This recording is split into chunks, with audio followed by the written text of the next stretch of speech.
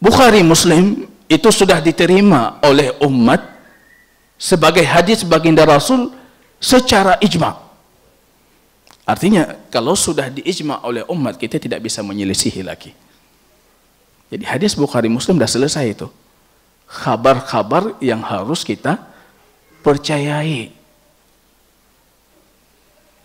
Belakangan ini karena di musim Rabiul Awal ini sering yang mengirim termaktub dalam Sahih Bukhari misalnya.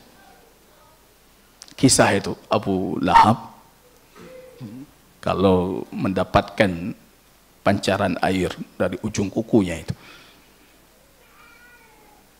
Salah satu keluarga Abu Lahab disebutkan dalam riwayat yang lain dalam Musannaf Abdul Razak, Al-Abbas, paman baginda Rasul, melihat dalam mimpi.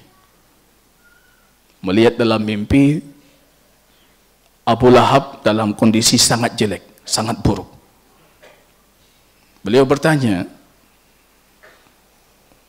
"Wa madza wajadta?" Apa yang engkau dapatkan? Abu Lahab mengatakan, "Ma wajadtu khairan ba'dakum illa annani suqitu min hadhi." Aku tidak dapat kebaikan sedikit pun kecuali aku diberikan pancaran air dari ujung kuku ini, pancaran air. Bi'itaqati Suwaibah, karena aku pernah memerdekakan Suwaibah yang pernah menyusui baginda Rasul. Itu hadis ada dalam Sahih Bukhari. Kita tolak tidak? Hadis ini termaktub, bukan hadis asar ini, termaktub dalam Sahih Bukhari, tapi dia tidak dikategorikan Sahih Bukhari. Ini yang kita bingung. Ini yang paham cuma yang belajar ilmu hadis. Bukan semua dalam Sahih Bukhari itu Sahih Bukhari. Karena Sahih Bukhari itu punya ketentuan dan syaratnya. Coba lihat nama kitab Sahih Bukhari itu apa? Ada yang tahu? Nama kitab Sahih Bukhari. Kita hadiahkan buku kita minggu depan. Jadi sudah berapa kali hadiah tapi nggak jadi-jadi, karena nggak ada yang bisa jawab. Nama kitab Sahih Bukhari itu Sahih Bukhari. Apa nama kitab Sahih Bukhari? Ada yang tahu ya? Panjang namanya. Al-Jami' Al-Musnad As-Sahih Al-Mukhtasar min umuri Rasulillah sallallahu alaihi wasallam wa sunanihi wa ayyamihi. Nyanan kitab yang panjang tadi itu nama kitab. Sebenarnya dari nama kitab yang paham ilmu hadis itu langsung tahu Imam Bukhari itu punya ketentuan dan syarat untuk sahihnya. Al-Jami' ini menghimpun, kitab ini menghimpun semua. Al-Musnad itu kabar yang bersambung dan sampai ke Rasulullah.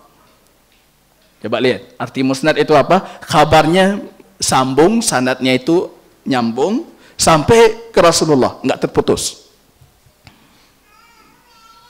As-Sahih, karena bukan semua musnad itu sahih. Beliau mensyaratkan harus sahih.